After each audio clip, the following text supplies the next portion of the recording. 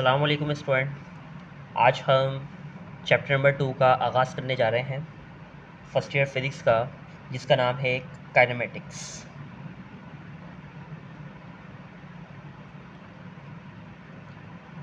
इसमें हम एक कॉन्सेप्ट को डिस्कस करेंगे।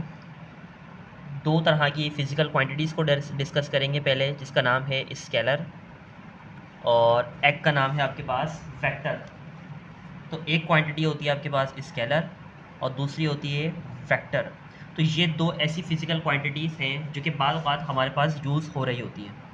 तो स्केलर क्वांटिटी क्या होती है? एक ऐसी क्वांटिटी होती है जिसमें आपको सिर्फ़ और सिर्फ मैग्नीट्यूड और दूसरा एक सूटेबल यूनिट पता होना चाहिए। Suitable unit. तो अगर कोई भी क्वांटिटी सिर्फ मैग्नीट्यूड और यूनिट से डिफ़ाइन हो रही हो, आप कहेंगे कि वो क्वांटिटी आपके पास स्केलर है। मिसाल के तौर पे आप मार्केट जाते हैं कोई चीज़ ख़रीदने, तो उसका मास मेजर करते हैं कि फ़लाँ चीज़ चाहिए आपको 2 kg। तो कोई भी क्वांटिटी अगर नंबर और यूनिट से डिफ़ाइन हो रही है तो कहेंगे कि ये फ़िज़िकल क्वांटिटी स्केलर है। तो 2 उसका मैग्नीट्यूड है, जो चीज़ आपने मेजर की है, और केजी उसका यूनिट है। वेक्टर क्वांटिटी क्या होती है आपके पास? वेक्टर क्वांटिटी एक ऐसी क्वांटिटी होती है जिसको रिप्रेजेंट करने के लिए मैग्नीट्यूड और यूनिट की ज़रूरत तो होगी, लेकिन साथ में कोई ना कोई एक पर्टिकुलर डायरेक्शन की ज़रूरत पड़ेगी।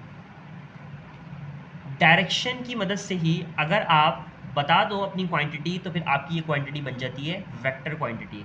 तो याद रखिएगा, स्केलर क्वांटिटी वो होती है जिसमें मैग्नीट्यूड प्लस सूटेबल यूनिट तो लाजमी होगा। मिसाल के तौर पे आपने मास मेजर किया है तो उसका यूनिट किलोग्राम, ग्राम इस तरीके का होगा। लेंथ मेजर की है तो मीटर, सेंटीमीटर, इंच ये सब होगी। वेक्टर में क्या है कि आपको मैग्नीट्यूड पता होना चाहिए, यूनिट पता होना चाहिए और प्लस डायरेक्शन पता होनी चाहिए। मिसाल के तौर पे अगर आप इस पॉइंट पे खड़े हो और मैं बोलता हूँ आपको राइट साइड पे चलो, तो मैंने आपको चलने के लिए कोई ना कोई नंबर बताया होगा कि इतना चलना है, और दूसरा मैंने बता दिया राइट साइड पे चलना है। तो राइट साइड पर ये एक पर्टिकुलर आपको डायरेक्शन मिल गई, तो आप इस डायरेक्शन में चलोगे। मैं बोलूँगा लेफ्ट साइड पे चलो, आप लेफ्ट साइड पे चलोगे। मैं लूँगा अपवर्ड चलो, अपवर्ड चलोगे। मैं बोलूँगा डाउन चलो, बॉटम चलोगे। तो ये जो मैं आपको बोल रहा हूँ कि ये चलो, फर्स्ट कर ले, मैं आपको बोलता हूँ 5 स्टेप्स चलो, तो 5 स्टेप्स, 5 एक मैग्नीट्यूड आ गया नंबर। स्टेप्स क्या है? यूनिट है कि मैंने आपको चलने के लिए बोला है। दूसरा मैंने डायरेक्शन भी दे दिया आपको। तो याद रखिएगा, ऐसी तमाम फिजिकल क्वांटिटी जिनको रिप्रेजेंट करने के लिए मैग्नीट्यूड प्लस डायरेक्शन की ज़रूरत पड़े, ऐसी तमाम फिजिकल क्वांटिटी को हम बोलते हैं ये क्वांटिटी आपके पास वेक्टर क्वांटिटी है। दूसरी बात, वेक्टर को रिप्रेजेंट करने का एक तरीक़ेकार होता है जिसको हम बोलते हैं हेड टू टेल रूल। इस रूल के मुताबिक आप वेक्टर को रिप्रेजेंट करते हैं। मिसाल के तौर पे मैंने बोला 5 स्टेप चलो, तो ये जो मैं लाइन ड्रॉ कर रहा हूँ ये बता रही है कि मैं कितना चल रहा हूँ। तो लाइन जितनी लंबी होगी मैग्नीट्यूड उतना ही क्या होगा आपके पास, ज़्यादा होगा। और ये एरो जिस डायरेक्शन में लिखा हुआ होगा, इसका मतलब मैं इस डायरेक्शन में मूव कर रहा हूँ। तो याद रखिएगा, ये हेड बताएगा मुझे डायरेक्शन, ये हेड मुझे इन्फॉर्मेशन डायरेक्शन की देगा, और ये जो टेल इसको नज़र आ रही है आपको ये लाइन, ये बताएगी कि मैं कितना मैग्नीट्यूड चला हूँ। तो याद रखिएगा कि वेक्टर वो क्वांटिटी होगी जिसको रिप्रेजेंट करने के लिए मैग्नीट्यूड डायरेक्शन की ज़रूरत पड़ेगी, और इसको रिप्रेजेंट हमेशा हेड टू टेल रूल से किया जाएगा। टेल, मिसाल के तौर पे ये टेल रिप्रेजेंट कर रही है 5 सेंटीमीटर को। मैं बोल रहा हूँ आप इसी डायरेक्शन में 10 सेंटीमीटर चल रहे हो, तो इस टेल की मैग्नीट्यूड में इजाफा हो जाएगा। मिसाल के तौर पे ये और लंबी कर दी मैंने ये, तो अब ये पूरी ये लाइन रिप्रेजेंट कर रही है 10 सेंटीमीटर को। तो इस डायरेक्शन में ही चल रहा हूँ मैं। दूसरी बात, याद रखिएगा कि जब भी दो वेक्टर को रिप्रेजेंट करने का तरीक़ेकार यही होता है कि हम हेड टू टेल से डिनोट करते हैं। दूसरा, वेक्टर को रिप्रेजेंट करने का जो हमारे पास सिंबल में होता है वो होता है, हम कैपिटल लिखते हैं अल्फ़ाबेट और उसके ऊपर एक एरो हेड लगा देते हैं। फ़र्ज़ कर लें ए क्या है आपके पास, एक वेक्टर है, और उसके ऊपर एरो लगा दूँ तो ये बताएगा कि मेरे पास ये जो मेरे पास क्वांटिटी है ये आपके पास फिज़िकल क्वांटिटी है। और फिज़िकल क्वांटिटी कौन सी वाली है? ये वेक्टर क्वांटिटी है। तो अब मिसाल के तौर पे आपके पास दो वेक्टर हैं, एक है ए इस तरीके से और एक है बी इस तरीके से। मैं ए डायरेक्शन में चलाऊँ पहले, फिर मैं इस पॉइंट से बी डायरेक्शन में ऐसे चलाऊँ। मैं बोलता हूँ मैं, आप बताओ मैं रिजल्टेंट कितना चलाऊँ। आप रिजल्टेंट कैसे निकालेंगे? देखिए, रिजल्टेंट निकालने का तरीक़ाकार क्या होता है, कि आप फर्स्ट वेक्टर के हेड को दूसरे वेक्टर की टेल से पहले ज्वाइन कर दें। मिसाल के तौर पर अब मैं आपके सामने ड्रॉ करता हूँ। मैं इस डायरेक्शन में चला था, पहले मैंने बिल्कुल यही लाइन यहाँ पे ड्रॉ कर दी, बिल्कुल एग्जैक्ट उसी डायरेक्शन में। अब मैंने ये चीज़ उठाकर बग़ैर इसकी डायरेक्शन चेंज किए इसकी टेल को फर्स्ट वेक्टर के हेड से ज्वाइन कर दिया, यहाँ से यहाँ तक। मिसाल के तौर पे ये रहा। अब ये वेक्टर आपके पास ए है और ये वेक्टर आपके पास बी आ चुका है। अब मुझे निकालना है इनका रिजल्टेंट, तो मैं रिजल्टेंट कैसे निकालूंगा? याद रखिएगा, रिजल्टेंट वेक्टर का निकालने का तरीक़ेकार क्या होता है कि फर्स्ट वेक्टर की टेल लो और दूसरे वेक्टर की हेड से उसको ज्वाइन कर दो। नहीं समझ में आया? फर्स्ट वेक्टर की टेल ये रही और दूसरा वेक्टर, अब यहाँ पे 3 वेक्टर हो सकते थे तो तीसरे वेक्टर को मैं ऐसे ज्वाइन करता, जैसा भी होता। तो फर्स्ट वेक्टर की टेल को जो लास्ट वेक्टर हेड है उससे ज्वाइन कर दो। तो मिसाल के तौर पे ये आपके पास ये आ रहा है और यहाँ पे ये लग जाएगा एरो। तो ये जो लाइन आएगी, ये लाइन बताएगी कि आपके दोनों वेक्टर को ऐड करने पर रिजल्टेंट क्या आ रहा है। तो याद रखिएगा, अगर मिसाल के तौर पे ये ए की वैल्यू 5 सेंटीमीटर थी, बी की वैल्यू 5 सेंटीमीटर थी, अगर आप इसको सिंपली तरीके से ऐड करते तो ये 10 सेंटीमीटर बनता। लेकिन वेक्टर में आप सिंपली तरीके से ऐड नहीं कर सकते। आप स्केलर में तो सिंपली तरीके से ऐड, सब्ट्रैक्ट, मल्टीप्लाई, डिवाइड कर सकते हो, लेकिन वेक्टर में ऐड करने का तरीक़ेकार हेड टू टेल रूल होता है। तो फर्स्ट वेक्टर की टेल को आप सेकंड वेक्टर के हेड से क्या कर देते हो? ज्वाइंट। तो ये जो लाइन आती है, इस लाइन को बोलते हैं ये रिजल्टेंट वेक्टर है। मिसाल के तौर पर रिजल्टेंट वेक्टर की जो वैल्यू आ रही है वो 8 सेंटीमीटर आ रही है। अब आप यहाँ देखें, इन दोनों को ऐड करने पर तो 10 सेंटीमीटर आ रहा था, लेकिन जब रिजल्टेंट निकाला तो रिजल्टेंट की वैल्यू कितनी आ गई? 8 सेंटीमीटर। तो इसका मतलब ये हरगिज़ नहीं है कि इनको सम करने पर जो 10 आ रहा है वो रिजल्टेंट के बराबर ही होगा। कभी कभी बराबर भी हो सकता है, लेकिन बाज़ केसेस में ये बराबर नहीं होता है। तो अभी हम वेक्टर को ऐड करेंगे। तो याद रखिएगा, ये जो पूरा चैप्टर है आपके पास, ये वेक्टर से रिलेट करेगा। इसमें ज़्यादातर चीज़ें, जितनी भी चीज़ें वो वेक्टर से रिलेटेड हैं। सही है ना? तो अभी हम कुछ लॉस को डिस्कस करने जा रहे हैं। तो आइए हम उन लॉस को देखते हैं ज़रा क्या है।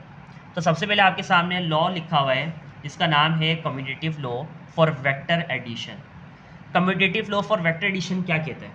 कम्यूटेटिव लॉ ये कहता है कि अगर आप दो वेक्टर्स को ऐड करो और उनके ऑर्डर को चेंज कर दो तो दोनों के आंसर पे कोई भी फ़र्क नहीं पड़ता। मिसाल के तौर पर आपके पास वेक्टर ए और बी था, आप ए में क्या प्लस करो? बी, या आप पहले बी लिखो उसमें प्लस करो ए, रिजल्टेंट दोनों का क्या आएगा? आपके पास सेम आएगा। इससे आपके ऑर्डर चेंज करने से सम पे कोई फ़र्क नहीं पड़ेगा। सम का मतलब क्या होता है? एडिशन पे कोई फ़र्क नहीं पड़ेगा। तो आइए हम देखते हैं वाकई ऐसा होता ही नहीं होता।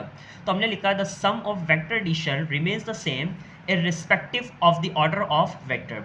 बोल रहा है कि जो वेक्टर एडिशन है, जो सम होता है वेक्टर एडिशन का, वो सेम रहता है। इसका ऑर्डर चेंज करने से कोई भी इस पे फ़र्क नहीं पड़ता है। तो वेक्टर एडिशन क्या रहेगा? सेम रहेगा। जब आप उसको सम करोगे, ऑर्डर चेंज करने से आपके आंसर पे कोई भी फ़र्क नहीं पड़ेगा। अगर a प्लस बी का रिजल्टेंट जो भी आ रहा है, मतलब ये लाइन आ रही है मिसाल के तौर पर, तो b प्लस ए की लाइन भी यही आएगी। तो हमने ये प्रूफ करना है, जो पेपर में बाज़ औक़ात प्रॉपर्टीज़ के तौर पे आ जाता है। तो आइए सबसे पहले डायग्राम को देखते हैं। तो डायग्राम में ये देखें, मैंने आपके सामने एक वेक्टर लिखा हुआ है a और इसी के ओरिजिन से एक वेक्टर लिखा हुआ है b। अब मेरे पास दो तरीक़ेकार हैं, या तो मैं इस a में इस a के हेड को इस b की टेल से ज्वाइन कर दूं। तो मैंने ये करा, सबसे पहले इस a को लिखा, उसके सामने पहले मैंने b को लिख लिया, तो b की लाइन ये आ गई। अब मुझे a में जो b प्लस किया है, इनका रिजल्टेंट निकालना है। तो रिजल्टेंट कैसे निकालूंगा? a की टेल ये रही और b का हेड ये रहा। तो मैं यहाँ से यहाँ तक एक लाइन ज्वाइन कर दूंगा और यहाँ पे बना दूंगा एरो। तो ये मेरे पास जो रिजल्टेंट आएगी लाइन, ये a प्लस बी की है। मिसाल के तौर पे मैं आपको यहाँ से समझाता हूँ। ये मेरे पास a मौजूद है और यहाँ पे मैंने बना दिया b, और मैं यहाँ से यहाँ तक एक लाइन ड्रॉ कर देता हूँ। ये लाइन जो मैंने ड्रॉ की है, ये रिजल्टेंट की है और ये रिजल्टेंट है a प्लस बी का। अब दूसरा तरीका क्या होता कि पहले मैं b को लिखता, उसी के सामने उठा के b को लिखा मैंने। अब मैं इसके बिल्कुल ही पैरेलल ए को ज्वाइन कर देता, तो तब भी तो रिजल्टेंट की लाइन यही आ रही है, बी की टेल को ए के हेड से ज्वाइन कर दो। तो अगर आप ऑर्डर को चेंज कर रहे हो तो रिजल्टेंट पे तो कोई फ़र्क नहीं पड़ रहा है। इसका मतलब ये है कि अगर आप वेक्टर को सम करो तो उसके ऑर्डर चेंज करने से सम पे कोई फ़र्क नहीं पड़ेगा। तो यहाँ पर देखें, ए बी को मैंने ऐड किया तो रिजल्टेंट ये आ गया, या बी में ए को प्लस किया तो बी लिया पहले, उसी के सामने उसी के पैरेलल लिखा, फिर ए में ज्वाइन कर दिया मैंने, तो रिजल्टेंट यही आ रही है। चलें आइए देखते हैं, हमें मैथमेटिकली प्रूफ करना था ए प्लस बी किसके बराबर है, बी प्लस ए के। तो पहले ट्राइंगल मेंशन कर लिया मैंने, ट्राइंगल है डब्ल्यू एक्स वाई, मैंने नाम दे दिया डब्ल्यू एक्स वाई जेड का। पहले मैंने डब्ल्यू एक्स वाई लिया, डब्ल्यू एक्स वाई, तो डब्ल्यू एक्स वाई में ये ट्राइंगल है, इसका रिजल्टेंट बराबर आ रहा है ए प्लस बी के, तो रिजल्टेंट ए प्लस बी ये वाला है, सही है। रिजल्टेंट यहाँ पर आएगा बी प्लस ए, तो ये आप काट के इसको बी प्लस ए कर लेगा, क्योंकि रिजल्टेंट इस वाले का निकल रहा है, सही है। तो हमने ट्राइंगल डब्ल्यू एक्स वाई में लिखा, रिजल्टेंट आ रहा है बी प्लस ए के, इसी क्वेश्चन को नाम दे दिए क्वेश्चन नंबर 1 का। अब हम ट्राइंगल देख रहे हैं W Y Z, W Y Z, तो डब्ल्यू वाई जेड में जो रिजल्टेंट वाली लाइन आ रही है वो भी यही आ रही है, लेकिन ये रिजल्टेंट है ए प्लस बी का। तो यहाँ पर हमने ट्राइंगल लिखा डब्ल्यू वाई जेड, रिजल्टेंट हमने लिख लिया ए प्लस बी, इस इक्वेशन को नाम दे दिया हमने इक्वेशन नंबर 2 का। अब आप देखो इक्वेशन नंबर 1 इक्वेशन नंबर 2 में रिजल्टेंट दोनों का सेम आ रहा है, तो मैं आर को कैंसिल करके इनकी ये वाली इक्वेशन लिख सकता हूँ, तो कंपेयर कर सकता हूँ मैं, क्योंकि कंपेयर में इन दोनों की एक साइड सेम है। तो कंपेयर इक्वेशन नंबर 1 एंड 2 को कंपेयर करा, तो जैसे ही मैंने कंपेयर किया तो मैंने आर किसके बराबर था, बी प्लस से ये लिख दिया, इसमें ए प्लस बी ये लिख दिया, तो आप देख सकते हो आंसर वही आ रहा है जो यहाँ पे लिखा हुआ था। आगे पीछे करते हैं, इसको पहले लिखे इसको बाद में लिखे, कोई फ़र्क नहीं पड़ेगा। तो लेफ्ट हैंड साइड किसके बराबर आ गई है, राइट हैंड साइड के। तो इससे साबित ये होता है कि आप ऑर्डर को चेंज कर दो तो ऑर्डर के चेंज करने से सम पे कोई फ़र्क नहीं पड़ता है। एसोसिएटिव लॉ क्या कहता है, दूसरा ये लास्ट लॉ है इस प्रॉपर्टी का। तो associative law for vector addition क्या कहता है कि अगर आपके पास 3 वेक्टर मौजूद है ए बी सी, मिसाल के तौर पे मैं आपको समझाता हूँ ज़रा, आपके पास 3 वेक्टर मौजूद हैं ए बी सी। अब आप इनको इस तरीके से ऐड करें कि पहले आप ए में प्लस कर लें बी, उसका जो भी आंसर आ रहा है उसमें आप ऐड कर दें सी, तो इनका जो भी रिजल्टेंट आएगा वो किसके बराबर होगा। आप एक काम करें कि आप बी में क्या प्लस करें सी, बी में क्या प्लस करें सी, और इनका जो भी आंसर आ रहा है उसमें क्या प्लस कर लें ए।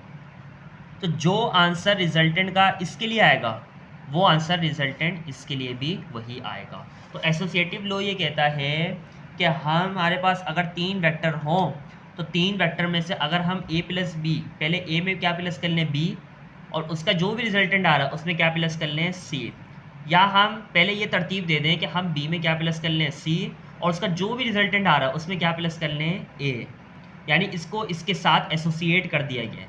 पहले हमने ए बी को आपस में लिखा, उसका वेक्टर को प्लस करा सी में, फिर हमने बी प्लस सी लिखा, उसमें वेक्टर को प्लस कर लिया ए, तो आंसर पे कोई भी फ़र्क नहीं पड़ेगा।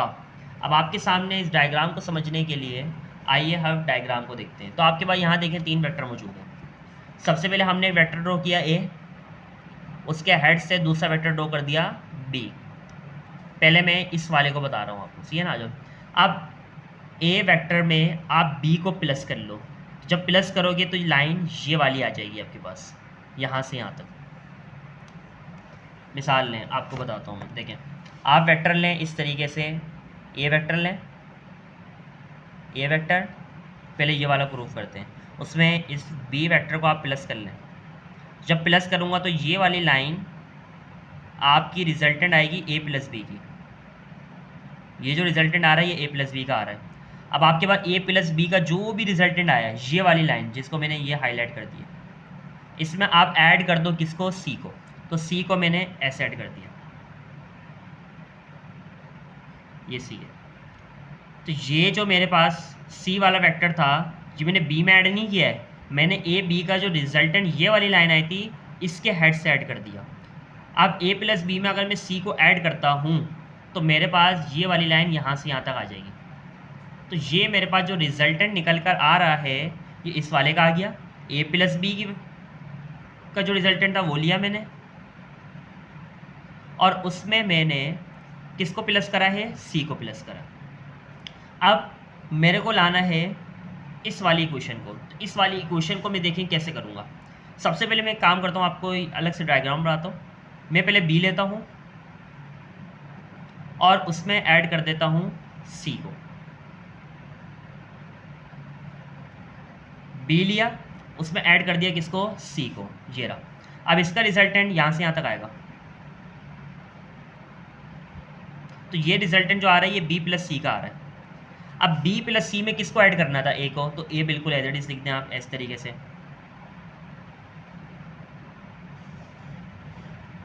अब यहाँ जो मैंने ऐड किया है, मेन चीज़ मैंने ऐड की है कि मैंने ए वेक्टर में इस बी प्लस सी का जो रिजल्टेंट आ रहा था उसको प्लस किया है। मैंने बी पे ऐड नहीं किया है, मैंने बी प्लस सी की ये जो लाइन आई है इस पे ऐड की है। तो अगर मैं इन दो का रिजल्टेंट निकालूँ तो तब भी लाइन यही वाली आ रही है। तो यहाँ पर ये जो लाइन आ रही थी ये ए प्लस बी प्लस सी की थी, और यहाँ पर भी यही वाली लाइन आ रही है। तो अगर मैं एक ही डायग्राम में अगर ड्रॉ करके दिखाऊँ तो मैं बी प्लस सी को ऐड कर रहा हूँ, तो बी प्लस सी में यही वाली लाइन ऐसे ड्रॉ गई। तो ये लाइन मैंने ऐड की है बी प्लस सी की। अगर इस बी प्लस सी में ये ए ऐड हुआ है तो देखें रिजल्टेंट की लाइन तो यही बननी चाहिए। इसका मतलब आप ए प्लस बी में सी ऐड करो या बी प्लस सी में ए ऐड करो, रिजल्टेंट दोनों का क्या आएगा आपके पास, सेम आएगा। आप किसी को किसी के साथ भी एसोसिएट कर दो, आंसर पे कोई फ़र्क नहीं पड़ेगा। तो मैथमेटिकली आपके पास डायग्राम यहाँ देख लें जल्दी से। ए वेक्टर था, उसमें बी ऐड करा, तो ए बी का रिजल्टेंट ये वाली लाइन आई है। इसको हमने नाम दे दिया ए प्लस बी का। अब इसका जो भी आंसर आ रहा है उसमें हमने सी को प्लस कर दिया। तो अब ए प्लस बी में जब सी को प्लस करा तो रिजल्टेंट वाली लाइन ये आ रही है। अब दूसरा तरीक़ाकार ये था कि मैं बी और सी को ऐड करता, तो बी और सी की लाइन ये थी। देखिए बी का टेल, सी का हेड, ये आ गया, ये एरो बन जाएगा यहाँ पर, और उसमें ए को ऐड कर दिया। तो ए तो पहले से ऐड हुआ हुआ था, ये रहा। अब ए में ये जो बी प्लस सी ऐड हो रहा है, ये देखिए ये, तो इसका रिजल्टेंट की लाइन भी तो यही आ रही है। इसका मतलब रिजल्टेंट का आंसर क्या आएगा, दोनों का सेम आएगा। अगर आप एसोसिएट ए प्लस बी प्लस सी करके भी करो या ए प्लस बी प्लस सी करके कर लो, रिजल्टेंट सेम आएगा। तो हमने यहाँ पे फिर यहाँ पर जो साइडें बननी उनको नाम दिया डब्ल्यू एक्स वाई जेड का। सबसे पहले हम ट्राइंगल ले रहे हैं डब्ल्यू वाई जेड। तो डब्ल्यू वाई जेड में ये जो रिजल्टेंट वाली लाइन आ रही है ये, इसमें ए प्लस बी में क्या ऐड हुआ था, सी, तो रिजल्टेंट हमने लिख दिया ए प्लस बी लिखा, जो आया था उसमें क्या प्लस कर दिया, सी। इसकी क्वेश्चन को नाम दे दिया क्वेश्चन नंबर 1 का। अब हमने ट्राइंगल लिया डब्ल्यू एक्स जेड, तो डब्ल्यू एक्स जेड में हमने ट्राइंगल लिया डब्ल्यू एक्स जेड ये वाला। तो इसमें देखें ए में क्या प्लस हुआ था, ये लाइन देखें बी प्लस सी, तो रिजल्टेंट किसके बराबर आ रहा है, ए वेक्टर लिया प्लस कर दिया बी प्लस सी। इसी क्वेश्चन को नाम दे दिया क्वेश्चन नंबर 2। अगर आप इन दोनों को कंपेयर करो तो कंपेयर में यहाँ का रिजल्टेंट इसके बराबर है, ये लिख दिया, यहाँ का रिजल्टेंट डब्ल्यू एक्स जेड का इसके बराबर है, ये लिख दिया। तो अगर आप ये देखो तो यहाँ पर भी लेफ्ट हैंड साइड एक तरीके से प्रूफ हो चुकी है, जो हमें प्रूफ करना था किसके, राइट हैंड साइड के। इसका मतलब ये है कि जो हमारी वेक्टर एडिशन है वो एसोसिएटिव लॉ को भी फॉलो कर रही है। तो यहाँ जाके दो वेक्टर की प्रॉपर्टीज़ हमारे पास ख़त्म हो चुकी हैं। इंशाल्लाह नेक्स्ट क्लास में हम पढ़ेंगे एक डिटेल टॉपिक जिसका नाम है addition of vector by rectangular components method. तो तब तक के लिए मुझे इजाज़त दीजिए, अल्लाह हाफिज़।